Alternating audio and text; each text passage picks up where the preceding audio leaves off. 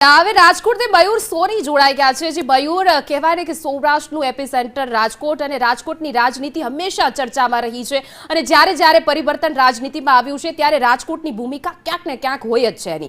અને આ વખતે પણ ઘણું બધું આપણે રાજકોટમાં જોયું। ભલે સ્થાનિક સ્વરાજની ચૂંટણી હતી પરંતુ જાણે વિધાનસભાની ચૂંટણી હોય એવી રીતે એડી ચૂંટણીનું જોર અને અંદરો અંદર એટલા બધી નારાજગી જોવા મળી ત્યારે। અને સાથે બીજું કે રાજકોટની બેઠકમાં આમ આદમી ક્યાંક પ્રવેશ કરી શકે છે એવું હાલ રાજકીય બેડામાં ચર્ચાઈ રહ્યું છે। શું પરિસ્થિતિ છે? બિલકુલ રાજકોટની વાત કરીએ તો આ વખતે રાજકોટ મહાપાલિકાની અંદર ચોંકાવનારા પરિણામ જોવા મળી શકે છે।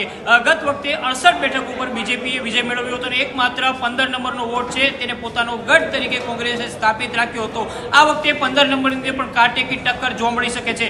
શક્ય છે કે 15 અને 16 નંબર છે તેની અંદર કોંગ્રેસનું પ્રભુત્વ જોવા મળી શકે છે। તો બીજી તરફ 3 નંબરનો વોટ આખા રાજકોટની અંદર કોઈ ચર્ચાસ્પદ વોટ હોય તો એ વોટ નંબર 3 છે તેની અંદર પણ જોરદાર મુકાબલો હતો, જોરદાર પ્રચાર થયો હતો।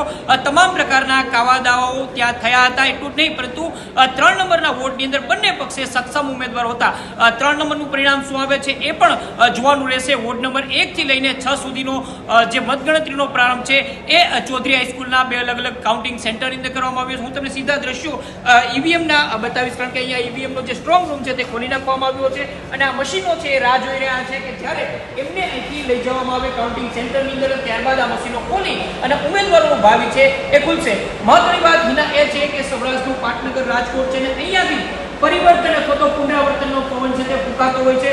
એટલું જ નહીં પરંતુ સૌરાષ્ટ્રની રાજનીતિનું કેન્દ્ર હોવાના કારણે ક્યાંક ને ક્યાંક અહીંથી તમામ પ્રકારના સંકેતો છે એ ગુજરાતની રાજનીતિની અંદર જોવા મળતા હોય છે। અત્યાર સુધી સૌરાષ્ટ્રનો દબદબો ગુજરાતના રાજકારણની અંદર જોવા મળતો હતો, ચાહે તે સ્થાનિક સ્વરાજની ચૂંટણી હોય, જિલ્લા પંચાયતને લગતી બાબતો હોય, વિધાનસભા હોય કે પછી લોકસભા હોય, તમામનું કેન્દ્ર છે તે રાજકોટ અને સૌરાષ્ટ્ર રહ્યું છે। સ્થાનિક સ્વરાજની ચૂંટણીનું પરિણામ છે એ સેમીફાઇનલ ગણવામાં આવે છે વિધાનસભા માટે અને તેની આખી જે અસર છે એ આગામી 2027ની ચૂંટણીની અંદર જોવા મળશે।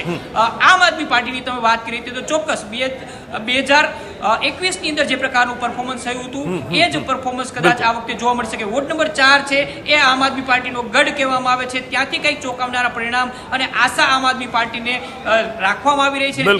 બિલકુલ એટલે મયુર બિલકુલ એટલે જોવાનું એ છે કે ગઈ વખતે જે 17 વોર્ડ ભારતીય જનતા પાર્ટીએ કબજે કર્યા હતા